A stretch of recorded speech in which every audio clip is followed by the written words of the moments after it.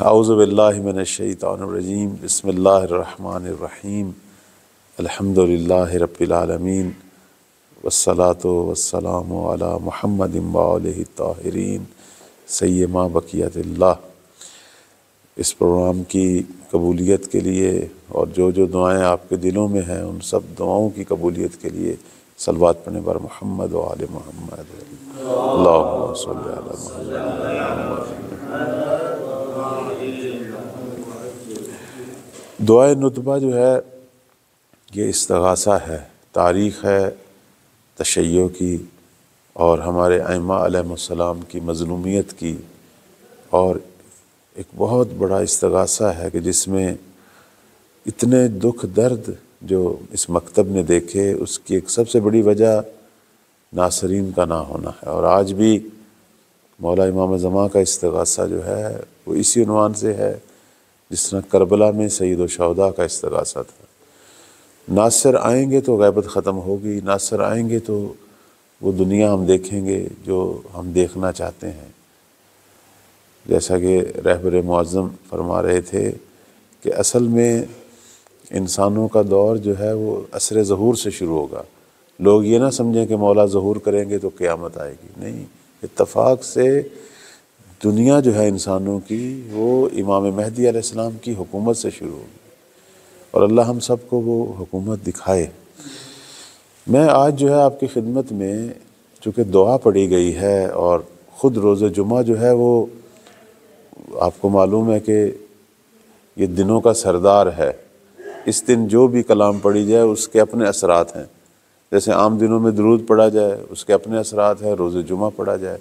آج ہی یہ روایت میں جامع الاخبار کی دیکھ رہا تھا کہ جو شب جمعہ روز جمعہ 100 بار درود پڑھیں، پروردگار ہمیشہ کے لیے ایک فرشتہ خلق کرتا ہے جو اس کے ہمراہ ہوتا ہے، حتیٰ قبر میں بھی اس کی ہمراہی کرے گا، اس کی رہنمائی کرے گا، قبروں کی تاریکیاں، قبروں کی تنہائیوں میں۔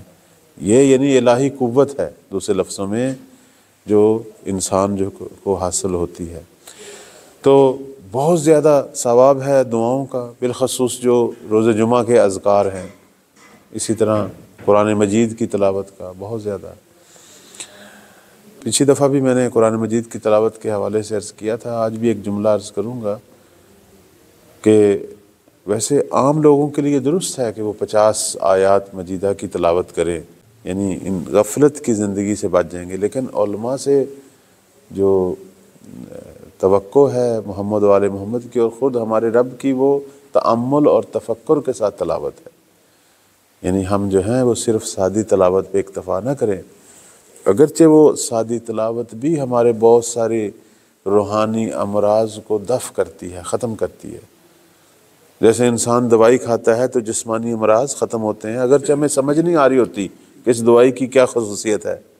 تو اسی طرح اگر ہم ویسے سادی تلاوت کریں یا یہی اذکار پڑھیں، یہی دعا پڑھیں، اگر ہمیں سمجھ بھی نہ آئے تو یہ ہماری بہت ساری اندرونی بیماریوں کو، خصوصاً وہ بیماریاں جو انسان کے ایمان کو کھاتی ہیں، وہ بیماریاں جو انسان کے باطن کو آلودہ کرتی ہیں، ان کے لیے تو اسی طرح یہ سادی تلاوت، سادہ ذکر پڑھنا بغیر فہم کے، بغیر تفکر کے، اس کا بڑا مقام ہے، بہت بڑا مقام ہے اس کا۔ کہتے ہیں انسان اگر ترجمے یا دیگر چیزوں کی طرف فرصت نہ بھی ہو تو پڑھنا نہیں چھوڑنا چاہیے، پڑھے ضرور، لیکن ایک عالم سے جو توقع ہے وہ یہ ہے کہ وہ ترجمے کے ساتھ اس کے اندر کیا نکات ہیں اس کی طرف توجہ کرتے ہوئے پڑھے۔ اس سے کیا فائدہ ہے؟ اس سے 1000 گنا زیادہ فائدہ ہے، چونکہ ایک تو معرفت بڑھتی ہے، اور علماء کا کام بھی یہی ہے کہ معرفت پیدا کریں اور آگے معرفت کو نشر کریں۔ جیسے امام رضا علیہ السلام جو ہیں وہ فرمایا کرتے تھے کہ میں 3 دن میں قرآن ختم کرتا ہوں، البتہ فرماتے ہیں کہ میں تفکر اور تدبر کے ساتھ ختم کرتا ہوں 3 دن میں، یعنی روزانہ 10 سپارے امام معصوم بتأمل بتفکر پڑھا کرتے تھے، تلاوت کیا کرتے تھے۔ کہتے تھے اگر میں ہر آیت پہ نہ ٹھہروں تو پھر تو میں جلدی ختم کر لیا کروں۔ اب امام معصوم 10 سپارے ہر روز، ہم مقام امامت پہ فائز ہیں۔ عام طور پر جو مراجع اور مجتہدین ہیں ان کے بارے میں کہتے ہیں کہ یہ حد اقل 3 سے 5 سپارے جو ہیں وہ یہی تفکر اور تدبر کے ساتھ، غور و فکر کے ساتھ پڑھتے ہیں۔ اب ہم طالب علم جو ہیں اگر 1 سپارہ نہیں تو چند صفحے یا حد اقل وہی 50 آیات جو ہیں ترجمے کے ساتھ، تھوڑی سی غور و فکر کے ساتھ کہ خدا کیا کہہ رہا ہے، اس کے اثرات سادہ پڑھنے کی نسبت کئی گنا بڑھ جائیں گے۔ خود انسان کے اندر کی آلودگیاں بھی ختم ہوں گی، انسان مقام یقین تک بھی پہنچے گا۔ چونکہ ایک عالم جو ہے اس کا فریضہ صرف اپنی اصلاح تو نہیں ہے، اس نے آگے لوگوں کی اصلاح کرنی ہے، اس کے اندر علم ہونا چاہیے۔ وہ خود جتنا معرفت اور یقین کے مرحلے تک پہنچا ہوگا اتنا بہتر طریقے سے آگے لوگوں کو راہ حق پہ، صراط مستقیم پر، محمد آل محمد کی راہ پہ جو ہے وہ لگا سکتا ہے۔ تو آج میں آپ کی خدمت میں صرف عرض کرنا چاہتا ہوں کہ یہ جو ہم کلمات پڑھتے ہیں ان کی کتنی پاور ہے۔ آپ نے قرآن مجید میں سورہ بقرہ کی آیت نمبر 37 میں یہ آپ نے بارہا تلاوت کیا ہوگا کہ پروردگار کیا فرما رہا ہے، فَتَلَقَّىٰ آدَمُ مِن رَبِّهِ کلمات۔ اللہ تعالیٰ نے حضرت آدم کو کچھ کلمات عطا کیے۔ حضرت آدم نے اللہ سے کلمات لیے، فَتَابَ عَلَيْهِ، اور پھر ان کلمات کی برکت سے حضرت آدم کی جو ہے وہ توبہ جو ہے وہ قبول ہوئی۔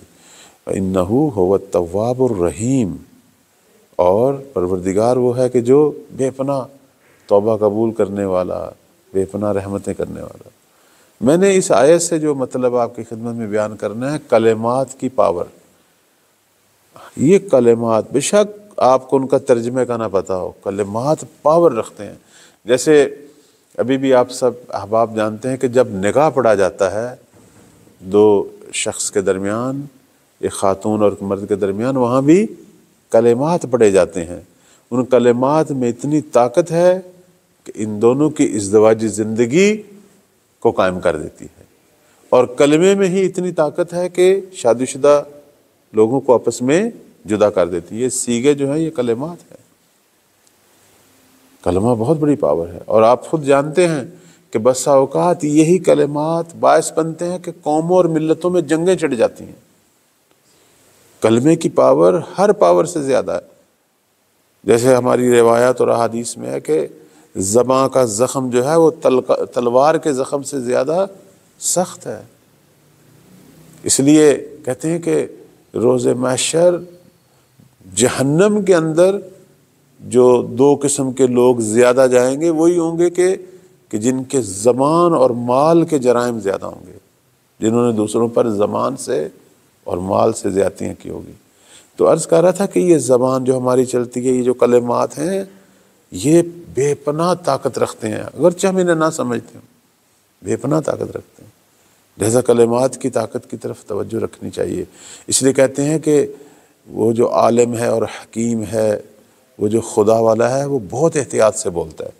وہ سکوت کو کلام سے بہتر سمجھتا ہے، کیونکہ کلام قدرت ہے، طاقت ہے، اور اگر کہیں ضرورت ہے تو کلام کرے گا، اور اتنی کلام کرے گا جتنی ضرورت ہے، اور کوشش کرے گا کہ کلام کرتے وقت جو ہے اس کی کلام جو ہے وہ باعث رحمت ہو، اس کی کلام اصلاح کرنے والی ہو، نہ کہ آگ لگانے والی ہو، نہ کہ کسی کے دل کو زخم بلکہ مرہم۔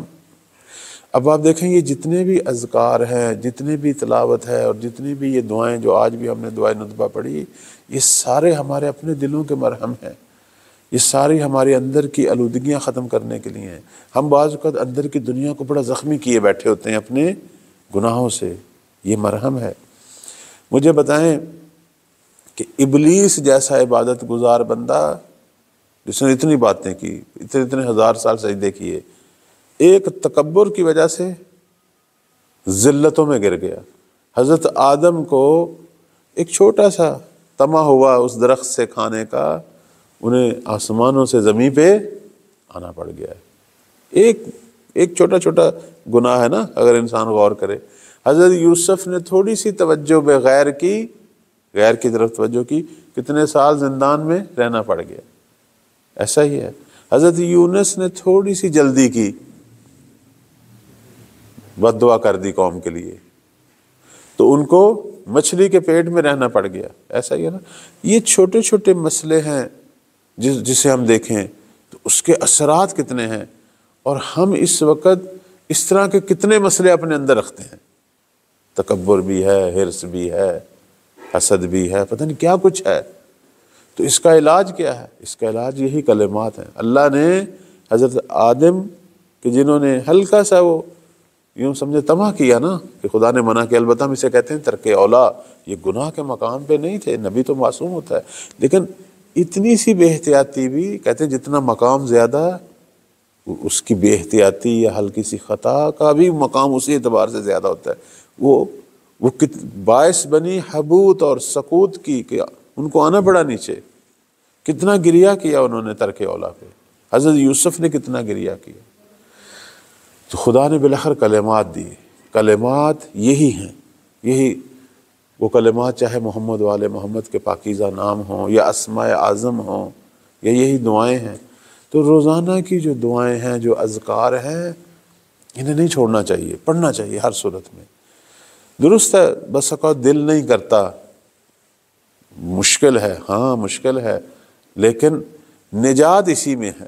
جیسے جسمانی بیماریوں کی نجات جو ہیں وہ دوائی کھانے میں ہے، روحانی بیماریاں جو ایمان کو کھا رہی ہیں، جو اندر کے ہمارے باطن کو، روح کو دردوں میں اور زخموں میں مبتلا کیا، جو باعث عذاب ہوں گی، جو باعث عقاب ہوں گی، جو قبروں میں آگ کا باعث بنے گی، ان کا علاج یہی کلمات ہیں۔ ان کا ایک اہم ترین علاج یہی کلمات کہ انسان انہیں پڑھے، بالاخر اس کا اندر شفاف ہو۔ جیسے وہ ایک بڑی خوبصورت مثال واٹس ایپ کی دنیا میں کسی نے دی، میں نے پڑھی کہ ایک آدمی جو ہے وہ ایک گندا گلاس جو پانی سے بھرا ہوا ہے اس میں صاف پانی ڈالتا رہا، آخر اندر کا پانی خود بخود کیا ہو گیا ایک دن، یہی ہے۔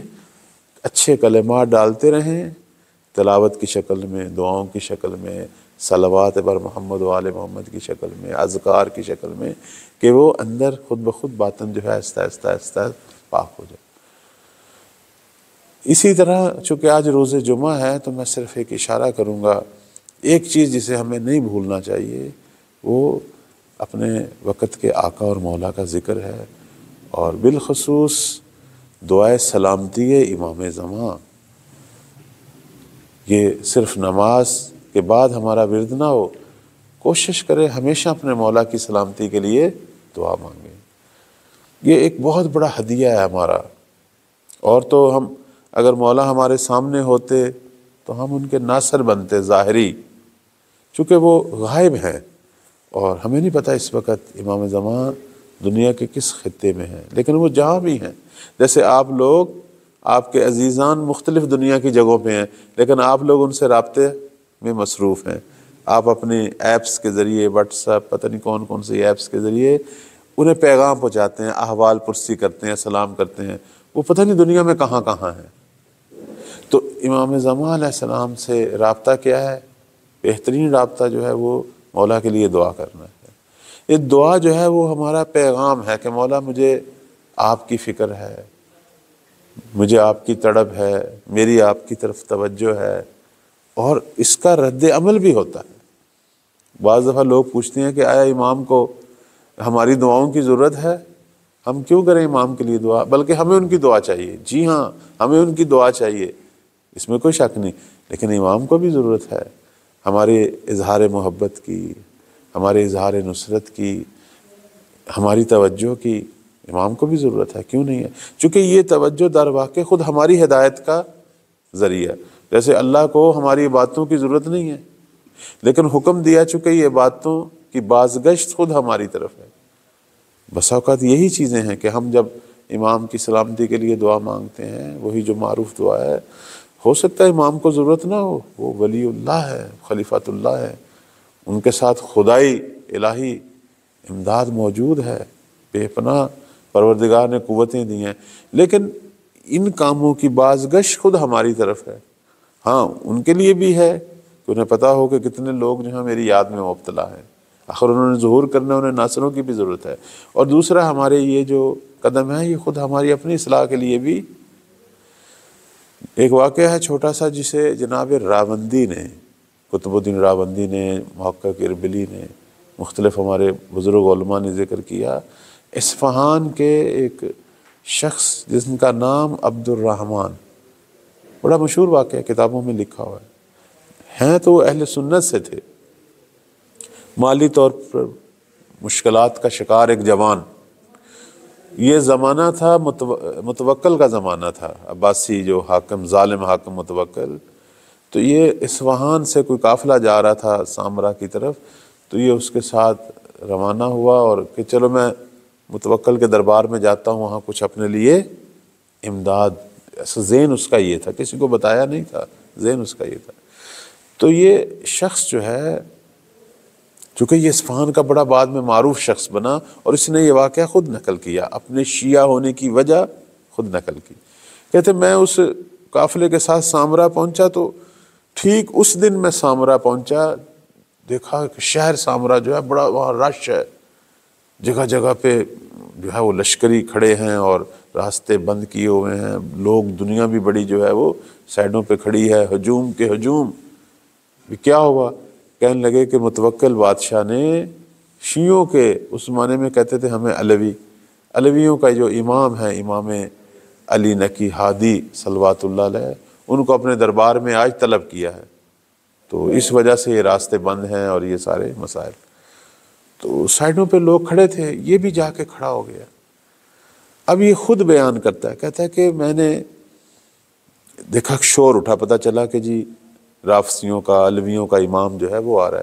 میں نے دیکھا گھوڑے پر ایک بڑا خوبصورت جو ہے وہ بنی ہاشم کا ایک جوان، آل محمد کا فرزند زہرا، ایک خوبصورت نورانی پیکر جو ہیں وہ آ رہے ہیں۔ اب یہ ان کی تعریف کر رہے ہیں، کہتے ہیں نہایت زیبا، نہایت جمال ظاہری، جمال باطنی، اتنی نورانیت، ایسا لگتا تھا جیسے نور کا ایک جو ہے وہ ایک مرکز نور جو ہے وہ چلا آ رہا ہے۔